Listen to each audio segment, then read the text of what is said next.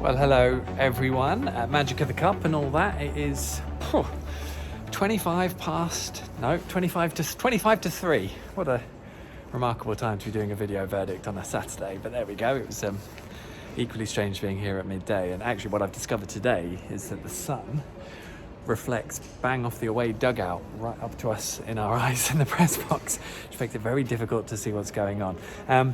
So this will make for a good report. But the good news is Norwich are in the fourth round of the FA Cup draw and the fifth round, because they're taking place at the same time, after a 2-0 win here against Coventry. Of course, the Championship side Norwich are playing, a fellow Championship side.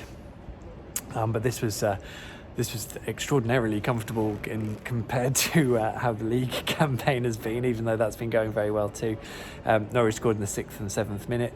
And in truth, the game was pretty much done then, even though Coventry always carried a threat. In fact, they started the game very well. They still had 2 or 3 shots on goal before Norwich got themselves ahead. And they did break quite well, but 2 really well taken goals. A lot of changes in the Norwich team today, but they did fantastically well to basically wrap up the game at that point. The second half wasn't great, but Norwich were never really in danger. They obviously conceded a few hairy moments, and probably Coventry still created more than them in the second half. But Norwich defended very well. More on that in a tick. The goals were really well worked. They both stemmed from Shemik Poheta in the build-up. The first was his involvement playing inside to Todd Cantwell, who slipped a lovely ball into Kenny McLean, who side-footed it home very well. In fact, initially I thought it was Jordan Hugill, and I got very excited and sorry, Kenny. I then realised it was you who scored. I was like, I think Jordan could have done with a goal. In fact, Jordan only had to wait another 60-odd seconds. Poeta's cross from the left was perfect, and it was a really good deft header, actually snuck just inside the far post. Really lovely finish, and a great moment for Jordan on what was a big day for him.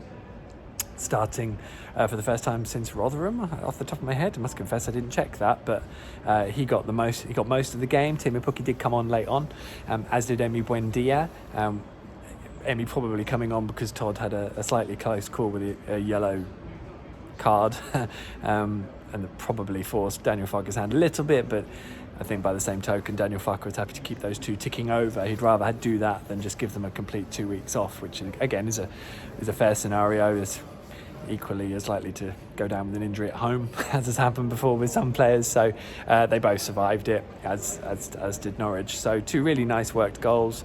As I said, Coventry had the moments before that and after, but ultimately the game was pretty routine for Norwich, and they'll be very thankful for that. It was a changed side. I've already mentioned some of them, but we had Barley Mumba starting. He wasn't going to start this game at the start of the week because he'd only basically got back into team training at the start of this week, but he did so well that it convinced Daniel Farke he'd be ready for a start. So he did that. I thought he did really well, actually, and when he finds his rhythm, which we haven't really seen in a first team environment, I think he looks a cracking little player. But at the moment, of course, he's behind Max Aarons, who came on the hour mark, which was the planned change, and Max was comfortable enough, as were Norwich, as I said. But great to see Barley back, and it'll be interesting how Daniel Farke plays that. I think he's got a really able player to stand in now, and that's a great competition, I think, between Max and Barley.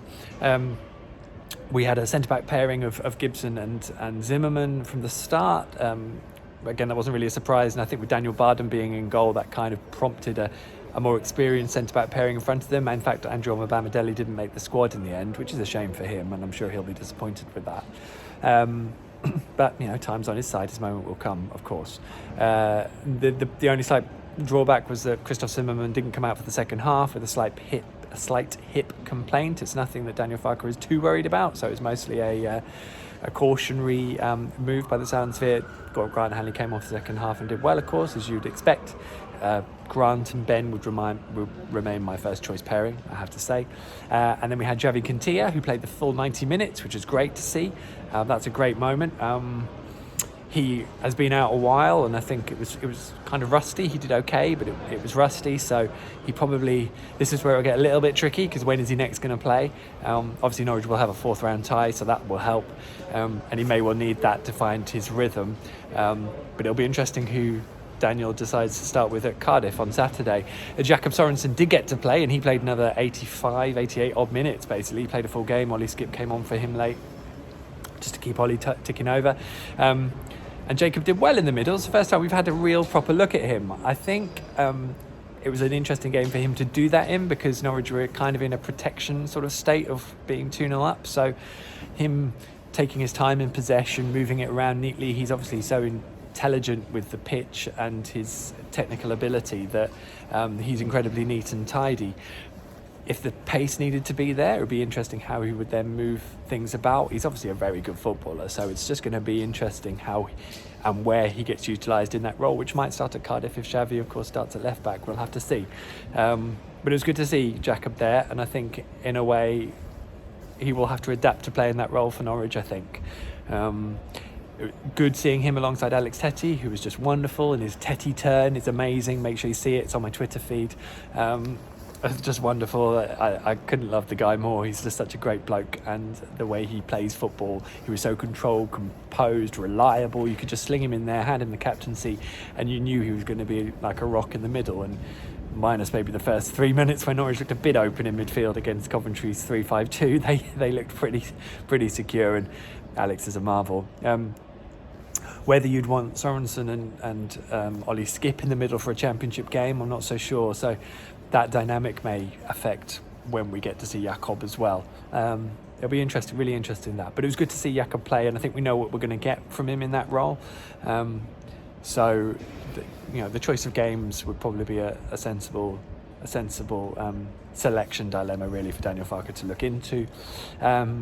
Todd Cantwell did okay, did really well with the assist, of course, for the first opening goal, really crucial moment. It's a bit hit and miss after that, if I'm honest. Obviously no Kieran Dow, which is a shame. He's out for a couple of weeks just as he recovers from a sort of a minor op on his ankle. So we had Kenny McLean playing in number 10, and obviously scored a great goal and did really well there. Kenny really combative, got a bit of punishment at times, but he rode it out and seemed okay. We were a bit worried about his ankle for a moment, but it's just a great character, and he's probably the one that's most amusing to listen to because you can hear him when there's no fans in here. I have to say this was the deadest a game has felt since we went behind closed doors, which was a bit depressing to be honest, but there we go. And as I said, Poyetto involved in both goals and a bit erratic towards the end, but I think he was probably tired, to be honest, given he was playing a full 90 minutes on his return from injury, having been out a few weeks. I'll forgive him that. And big moment for Jordan Hugill. He got replaced by Timu at the end, I said, but good for him really to get that run out, because he's going to be important over the coming weeks, especially while we're still without Adam Ida. Obviously, the only person I haven't mentioned here is Daniel Barden, a 19-year-old who played in the League Cup game at Luton and did okay, who came on in the second half for Michael McGovern against QPR and sprayed the ball around really well, couldn't do much about the penalty he conceded. Today, he stepped it all on a huge notch. He made some great saves. He was properly in there from the start. I have to say, he was really impressive. Worth checking out The Athletic in a day or two's time on the subject. But really good. And I think if everyone was sort of sat here nervous about the fact that Michael McGovern was out and Tim Krul could possibly get injured again, obviously he's out with COVID at the moment, so we don't know if he's going to be available for Cardiff yet. Cardiff will be a proper test of muscle and might and physicality, and it might be that he's just not ready for it yet, but certainly Daniel Barden has at least made it a real suggestion that he can compete. I thought he was hugely impressive today, made some cracking saves, and Norwich don't have to panic over bringing a goalkeeper in, even though that search is of course ongoing. We'll see what happens over the coming 7 days. There we go. We move on to Cardiff next week. Norwich are in the 4th and 5th round draws of the FA Cup. You'll be able to see those on Monday, I think. Look out for Marine against Tottenham. The Athletic are sponsoring Marine and various elements for their big day. I'll be watching it on Sunday. Look forward to that. In the meantime, post any comments you wish to, any thoughts. I'll read them all and reply to what I can. Make sure you subscribe and following wherever you're watching this. And I'll see you over the course of the coming week. In the meantime, take care of yourselves and have fun. Please stay safe. Look after each other.